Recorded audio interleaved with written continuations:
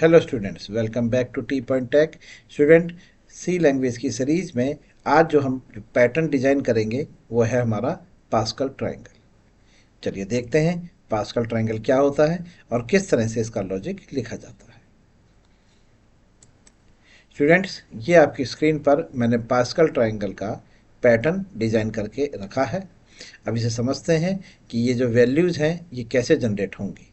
ठीक है, ध्यान से देखिएगा, थोड़ा लॉजिक है इसमें। स्टूडेंट, पहली रो के सेल में यानी कि पहली रो ये है आपकी और रो जीरो स्टार्ट होगी। स्टूडेंट, ये जीरो रो है, ये आपकी वन रो है, ये आपकी टू रो है, ये आपकी थ्री रो है और ये आपकी फोर्थ रो है। ठीक है, तो रो हम यहाँ से जीरो स्टार्ट करेंगे। इसी तरह से हमारे कॉलम भी जीरो से ही स्टार्ट होंगे। ठीक, चलिए, तो आप पहली रो के पहले कॉलम में देख रहे हैं कि वहाँ पर वन प्रिंट है। ठीक है, ये लीजिए, ये मैंने वन यहाँ प्रिंट कर दिया। ठीक, फिर जब सेकंड रो पे आ रहे हैं यानी कि आर वन पे आ रहे हैं, रो वन पे, तो वहाँ कॉलम जीरो और कॉलम वन में आप देख रहे हैं कि आपको वहाँ पर वन और वन मिला है। क्या मिला है? वन और वन। अब स्टूडेंट बात आएगी कि ये वन और वन आए कैसे, क्या लॉजिक है, कैसे जनरेट हुए। तो इसको समझने के लिए हम क्या करते हैं, रैंडमली एक नंबर इस पैटर्न में से लेता हूँ आपको समझाने के लिए। जैसे मैं इस थ्री को देखता हूँ कि ये थ्री कैसे जनरेट हुआ। स्टूडेंट, ये थ्री जो जनरेट हुआ है ये अपनी प्रीवियस रो में दो कॉलम का सम होके जनरेट हुआ है। इस तरह से वन प्लस टू, वन और प्लस टू इन दोनों का जो सम है वो यहाँ पर आया है। क्लियर है? इसी तरह से आप आगे देखिए, two plus one three. Clear है? तो ये तो आपको समझ में आ गए कि इन दोनों का सम थ्री, इन दोनों का सम थ्री, ये जनरेट हुआ। चलिए एक बार आगे किसी और को देखते हैं। जैसे फोर है, ये कैसे जनरेट हुआ? तो इन दोनों का सम वन प्लस थ्री फोर। इस तरह से three plus three six, three plus one four, ये जनरेट हो गया। चलिए ये भी समझ में आ गया। अब बात ये आती है कि इन दोनों का सम, इन दोनों का सम, इन दोनों का सम, तो ये जनरेट हो गया। तो फिर ये वन और यहाँ पे जो ये वन है ये कैसे जनरेट होंगे? ठीक है, तो स्टूडेंट देखिए, दो कॉलम का जो सम होगा वो नेक्स्ट रो का जनरेटेड वैल्यू होगी। अब यहाँ तो एक ही कॉलम है, यहाँ तो एक कॉलम है पहले वाले में। ठीक है, आपने यहाँ पे वन रख दिया क्योंकि मैंने आपको बताया कि पास्कल ट्रायंगल वन से स्टार्ट होता है, तो डिफ़ॉल्ट वैल्यू आपने वन रख दी। तो इस सेकंड में यहाँ पर वन और वन कैसे जनरेट हुई है?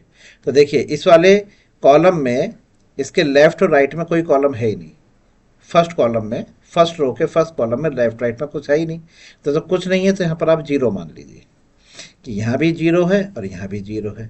अब इन दोनों को जोड़िए, zero plus one, zero plus one one. तो देखिए ऐसे बनाइए, ये वन कैसे आया? यहाँ पे जीरो है, जीरो प्लस वन वन। इस तरह से यहाँ भी जीरो है, वन प्लस जीरो वन। इस तरह से जनरेट हुआ। क्लियर हो गई? देखिए ये रहा, zero plus one one, one plus zero one. अब नीचे आ जाइए कि ये कैसे जनरेट हुए। तो देखिए ये वाला तो समझ में आ जाएगा, इन दोनों का सम है one plus one two. Clear? अब ये दोनों वन कैसे आए? तो यहाँ भी जीरो है, यहाँ भी जीरो है, zero plus one one, one plus one two, one plus zero one. ठीक है, समझ में आया? चलिए एक रो और चेक कर लीजिए, यहाँ भी जीरो है, यहाँ भी जीरो है, तो zero plus one one, one plus two three, two plus one three, one plus zero one. Clear? चलिए अब एक सबसे लास्ट में हम खुद जनरेट करके देखते हैं कि इस वाले की वैल्यू क्या होती। सबसे लास्ट वाले की, ये रो फोर है, अगर रो फाइव की बात की जाए तो क्या वैल्यू जनरेट होगी? तो स्टूडेंट देखिए, यहाँ पे जीरो रख लीजिए और लास्ट में यहाँ पे जीरो मान के रख लीजिए। ठीक है, मान लिया आपने यहाँ पे जीरो है, तो zero plus one one, one plus four five, four plus six ten, six plus four ten, four plus one five और वन प्लस जीरो वन। तो जो आपकी नेक्स्ट रो होगी डेट इज़ फाइव, उसकी ये वैल्यू होंगी, ये वैल्यू जनरेट होके आएंगी। ठीक है, ये है पास्कल ट्रायंगल, किस तरह से वैल्यू जनरेट होगी पास्कल ट्रायंगल की। चलिए अब इसको फॉर्मूले में लिखते हैं। फॉर्मूला जो है वो है N equal to N into row minus column divide by column plus one. ये फॉर्मूला है, ये फॉर्मूला है जिसकी हेल्प से ये वैल्यू जनरेट हो जाएंगी अगर इस फॉर्मूले को लूप में रख दिया जाए, नेस्टेड लूप में। तो नेस्टेड लूप रो और कॉलम के लिए लगेगा। सबसे पहले आप रखिए यहाँ पर फॉर, इसको यहाँ से हटा देते हैं, जगह नहीं बचेगी।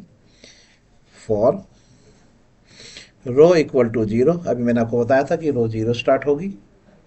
फिर आप यहाँ लिखेंगे लेस देन इक्वल टू, कितने आपको प्रिंट कराने हैं, 1 2 3 4 5, 5 रो, तो आपने यहाँ पे 5 लिख दीजिए। जीरो स्टार्ट हो रही है तो लेस देन लिख दीजिए, लेस देन 5, और यहाँ लिख दीजिए रो प्लस प्लस।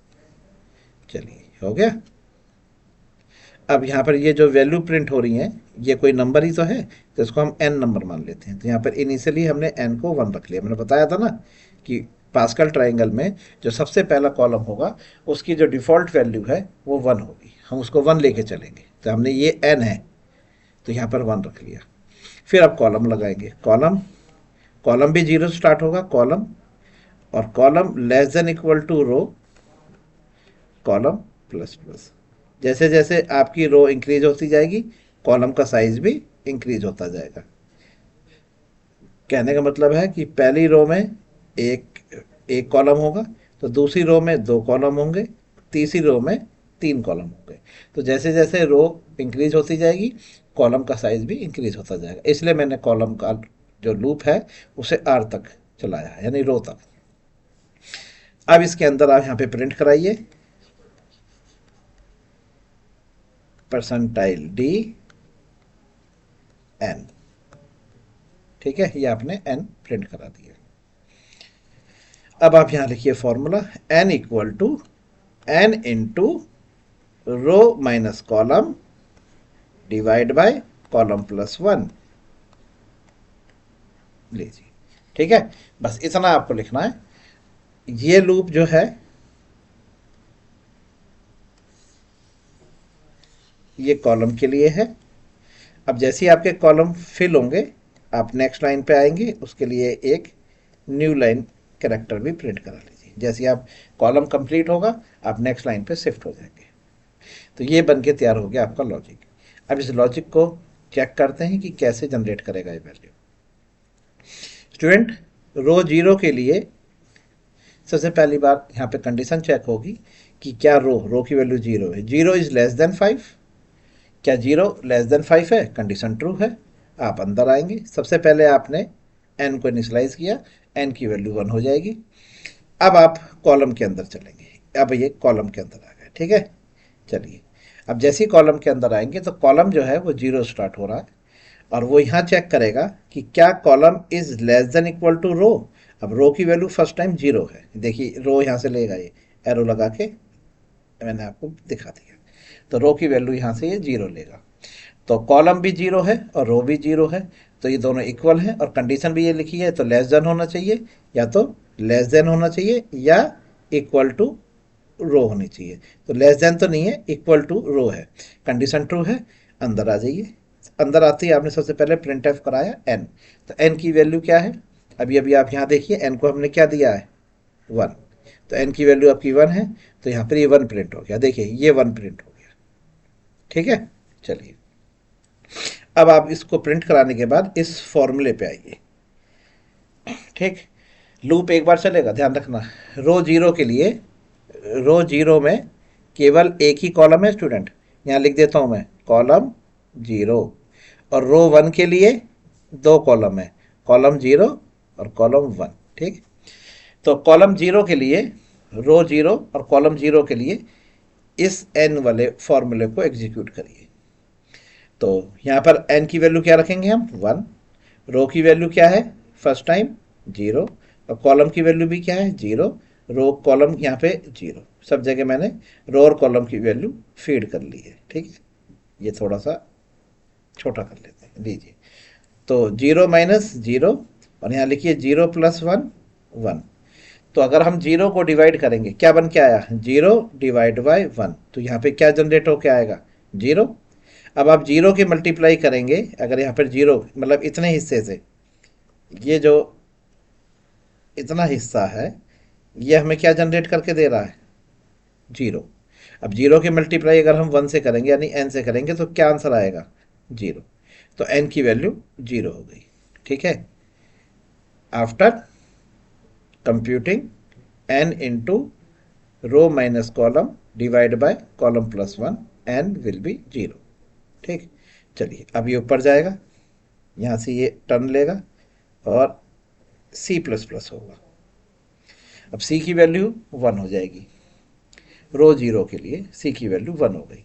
अब चेक करिए क्या one is less than equal to zero, condition false. अब आप लूप से बाहर आ गए, क्लियर है। जैसे आप लूप से बाहर आएंगे, ये बाहर आए लूप से बाहर, तो आपका स्लैश एन काम करेगा। स्लैश एन यानी आपको नेक्स्ट रो पे शिफ्ट कर देगा।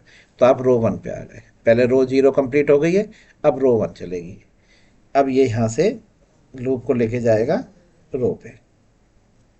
ठीक है, चलिए अब ये मैं एरो हटा देता हूँ, फिर दोबारा से इन एरो को लगाएंगे। जैसे जैसे हमारी कंप्लीट होती जाएंगी हम इस वैल्यूज़ को दोबारा से फीड करेंगे। चलिए ठीक है, ये लीजिए। अब रो में इंक्रीमेंट हुआ, फिर कंडीशन चेक करिए। यहाँ पर अब रो की वैल्यू जीरो नहीं होके वन हो जाएगी। ठीक है, रो में इंक्रीमेंट हो गया। अब चेक करिए, one is less than five, condition true है, one is less than five. फिर ये अंदर आएगा, सबसे पहले एन की वैल्यू को वन कर देगा। ठीक है, तो ध्यान रखिए एन फिर इनिशलाइज हो गया है वन से। अब ये लूप के अंदर आएगा।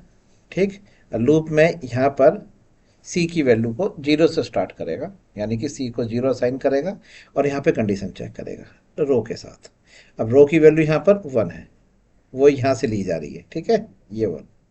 अब चेक करिए क्या zero is less then one, condition true. Condition true है क्योंकि जीरो लेस देन वन है।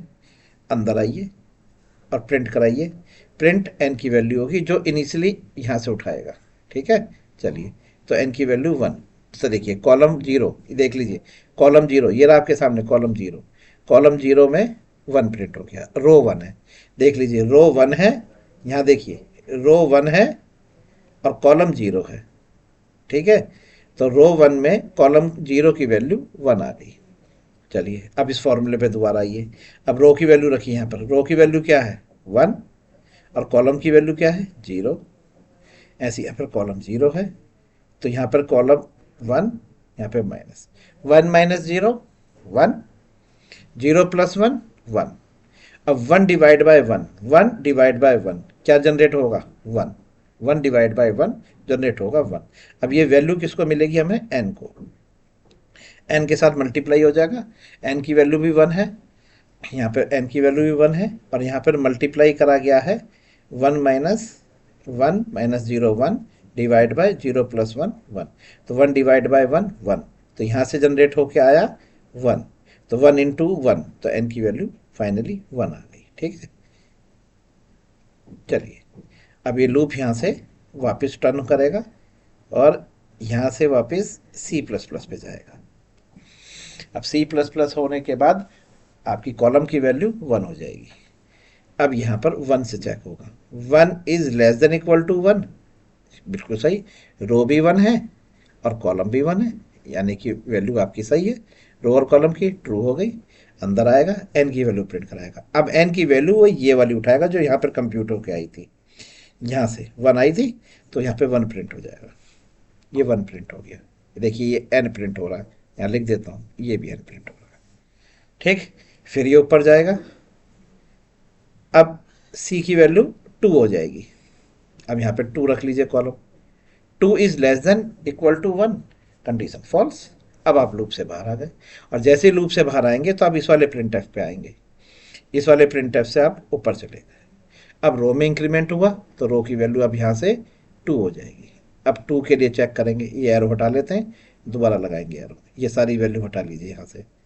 ठीक है, जितनी बार भी आप एग्जीक्यूट करेंगे ना तो ये इनिशियली दोबारा स्टार्ट होगा। तो रो की वैल्यू यहाँ से टू हो गई, इंक्रीमेंट हो गई, to is less than five, condition true निकलेगी, ये अंदर आएगा। सबसे पहले एन की वैल्यू को इनिशलाइज करेगा दोबारा से वन, फिर कंडीशन पे आएगा फॉर लूप कॉलम के लिए और सी को इनिशलाइज करेगा 0 से, और यहाँ पे कंडीशन चेक करेगा कि क्या वो लेस देन इक्वल टू रो है। रो की वैल्यू आप यहाँ से लेंगे जो अब 2 है। तो 0 is less than equal to 2, condition true है, बिल्कुल सही निकला। अंदर आइए, प्रिंट कराइए। अब ये n की वैल्यू यहाँ पर ये वाली लेगा, क्योंकि फर्स्ट टाइम लूप चल रहा है, ये वैल्यू, यानी कि यहाँ पर n की वैल्यू 1 प्रिंट होगी। तो देखिए रो 2 के लिए ये कॉलम 0 है, ये कॉलम 1 है, ये कॉलम 2 है, तो यहाँ पर n प्रिंट हो गया 1। क्लियर है? चलिए अब नीचे आइए, यहाँ पर 1 रख लीजिए। 1 इंटू रो क्या है हमारी 2 माइनस 0, और यहाँ पर है 0 प्लस 1। चलिए इसको सॉल्व करिए। तो 2 माइनस 0 2 डिवाइड बाय 1, 0 प्लस 1 1।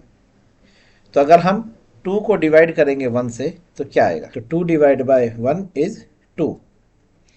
अब 2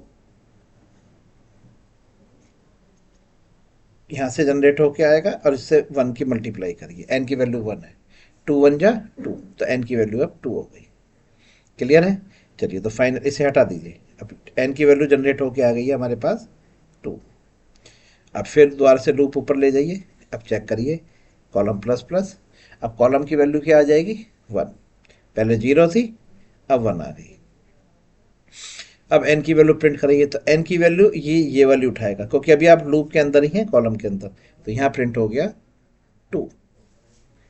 क्लियर? चलिए अगली बार फिर जनरेट होगी। रो की वैल्यू क्या लेगा? रो की वैल्यू लेगा ये 2 है, और कॉलम की वैल्यू 1 है, 1 प्लस 1। ठीक है? चलिए 2 माइनस 1 2 माइनस 1 1, और 1 प्लस 1 2, यानी कि 1 को अगर हम 2 से डिवाइड करेंगे 0.5 की मल्टीप्लाई करेंगे n से। अब n की वैल्यू क्या है स्टूडेंट 2, तो अगर 2 की आप मल्टीप्लाई करेंगे 0.5 से तो क्या जनरेट होगा 1। क्लियर है? तो n की वैल्यू हमारी यहाँ पे जनरेट होके आ गई 1। चलिए अब इसे हटा दीजिए। अब ये लूप ऊपर जाएगा, अब c की वैल्यू फिर इंक्रीमेंट होगी। अब c की वैल्यू इंक्रीमेंट यानी कॉलम इंक्रीमेंट होके 2 हो जाएगा, C2। अब C2 के लिए n की वैल्यू प्रिंट कराइए, जो ये n वैल्यू यहाँ से लेगा जो अभी हमने कंप्यूट करी, डेट इज़ 1। तो यहाँ पर ये 1 प्रिंट हो गया। ठीक है, ये n प्रिंट हो गया। अब फिर दोबारा से फॉर्मूला लगाइए। अब बताइए रो कितनी हो चुकी हैं? रो 2 है और कॉलम भी 2 है। तो 2 minus 2 0 divide by 2 plus 1 3, 0 divide by 3 0, और n की वैल्यू क्या है 1, तो 1 इंटू 0 0, तो फाइनली n में 0 आ गया। फिर ये लूप ऊपर जाएगा, जनरेट करके रख लीजिए n की वैल्यू। अभी ऊपर गया, c की वैल्यू इंक्रीमेंट होकर हो जाएगी 3। 3 is less than equal to 2, क्या 3 लेस देन इक्वल टू 2 के है? नहीं है, कंडीशन फॉल्स। अब आप लूप से बाहर आ गए, तो आप सीधा स्प्रिंट पे आएंगे और आप न्यू लाइन पे चले जाएंगे। ठीक है? चलिए ये हटा लीजिए सारी, ये हट गई आपकी। अब रो में इंक्रीमेंट होगा तो रो की वैल्यू यहाँ पर 3 हो जाएगी। ठीक, अब नीचे आइए दोबारा से, यहाँ चेक करिए n की वैल्यू दोबारा से इनिशियलाइज हो गई 1। फिर कॉलम पे जाएगा, कॉलम 0 स्टार्ट होगा और 3 तक जाएगा। तो कॉलम क्या क्या आएगा? कॉलम पहली बार 0 आएगा, फिर 1 आएगा, फिर 2 आएगा, फिर 3 आएगा। ठीक है, तो एक एक करके कॉलम बढ़ते रहेंगे। यहाँ पे पहली बार n की वैल्यू यहाँ से लेगा, इनिशियली जो यहाँ पे जितनी बार भी रो चेंज होती है n की वैल्यू 1 हो जाएगी।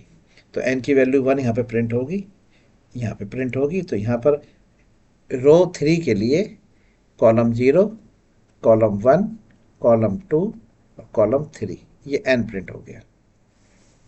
ठीक है, चलिए वैल्यू जनरेट करते हैं। रो की वैल्यू 3 रख लीजिए, कॉलम की वैल्यू 0 रख लीजिए, यहाँ पर रख लीजिए 0 प्लस 1। तो 3 डिवाइड बाय 1, 3 को अगर 1 से डिवाइड करेंगे तो क्या आएगा? तो यहाँ पर 3 आ गया। अब 3 की मल्टीप्लाई करिए 1 से, 1 इंटू 3, 1 इंटू 3, तो क्या आ गया 3। तो n की वैल्यू 3 हो गई है। चलिए ठीक है, हटा दीजिए, ये लीजिए। अब ये लूप वापस कॉलम के लिए इंक्रीमेंट करेगा, कॉलम की वैल्यू 1 हो जाएगी। पहले जीरो थी, पहले जीरो थी, अब यहाँ पर 1 हो जाएगी। 1 is less than equal to 3, condition true है, या भी 1 की वैल्यू 3 से, ये 1 की वैल्यू जो है वो 3 से छोटी है, अंदर आएगा और प्रिंट कराएगा n। अब ये n की वैल्यू ये वाली लेगा क्योंकि लूप के अंदर है। चलिए, तो n की वैल्यू यहाँ पे 3 है, देखिए ये 3 प्रिंट हो गया n। अब फिर दोबारा से वैल्यू रखिए यहाँ पे 3 है, r की वैल्यू क्या है 3, और कॉलम की वैल्यू क्या है, कॉलम की वैल्यू 1, 1 प्लस 1। चलिए, तो 3 - 1, 3 - 1 2, ठीक है, और 1 + 1 2। अब 2 से 2 को डिवाइड करोगे तो क्या जनरेट करेगा 1, और n की वैल्यू क्या है 3, तो 3 × 1 3, तो n की फिर दोबारा से 3 वैल्यू आ गई, तो देखिए ये आ गई n की वैल्यू 3। क्लियर? चलिए हटा दीजिए। अब फिर ऊपर चलिए लूप में, अब की बार C प्लस प्लस होके C की वैल्यू हो जाएगी 2, की बार C में इंक्रीमेंट होकर C की वैल्यू हो जाएगी 2। अब चेक करिए, 2 is less then 3, condition true है, अंदर आइए, n की वैल्यू प्रिंट करिए, तो n की वैल्यू क्या आएगी यहाँ पर, ये वाली 3। ओके, तो ये हमारा 3 ये प्रिंट हो गया। क्लियर?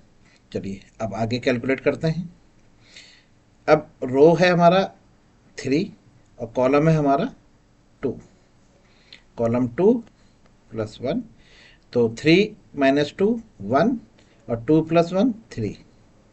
तो अगर हम 1/3 करेंगे तो आंसर आएगा 0.333।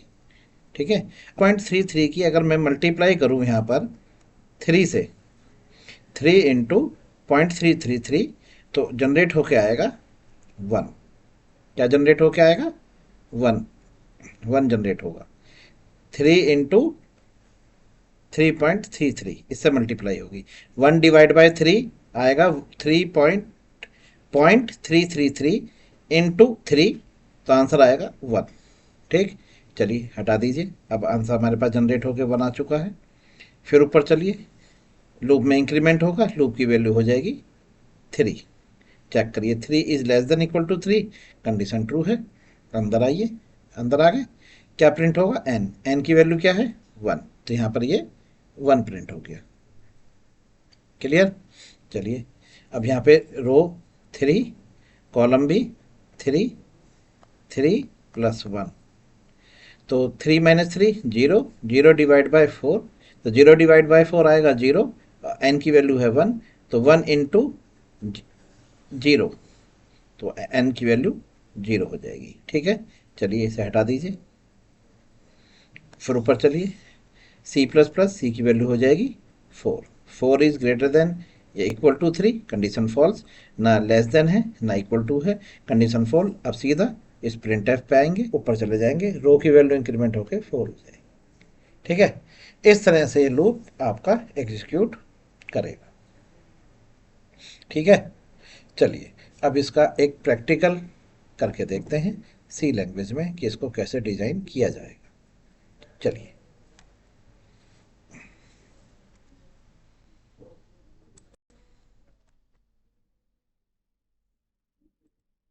एक नई फाइल ओपन कर लीजिए जिसका नाम रख लीजिए पास्कल ट्रायंगल .c, और यहाँ लिखिए hash include studio.h void main, एक इंटीजर वेरिएबल ले लीजिए आप रो, एक कॉलम, एक n ले लीजिए, और एक ले लीजिए आप जो नंबर ऑफ टाइम्स चलाना है हमें, ये ले लीजिए आप x। चलिए प्रिंट कराइए, यूज़र से इनपुट लीजिए, enter number, scanf percentile d comma address of x. For loop यहाँ लिखिए row equal to 0, row less than x, row plus plus. अब यहाँ पर n की इनिशियल वैल्यू आप 1 रख लीजिए, फिर फॉर लूप लगाइए और यहाँ लिखिए column equal to 0, column less than equal to row, column plus plus, और यहाँ पे प्रिंट कराइए n को, परसेंटाइल डी प्रिंट करें n, और फिर फॉर्मूला लिख दीजिए n equal to n into row minus column divide by column plus 1, और लूप से बाहर प्रिंट एफ एक न्यू लाइन कंटेंट लगा लीजिए। अब न्यू लाइन आपको लिया आएगा। लीजिए ये आपका फॉर्मूला बन के तैयार है सी लैंग्वेज में। अब इस एक बार सेव कर लीजिए और टर्मिनल ओपन करिए और यहाँ लिखिए GCC पास्कल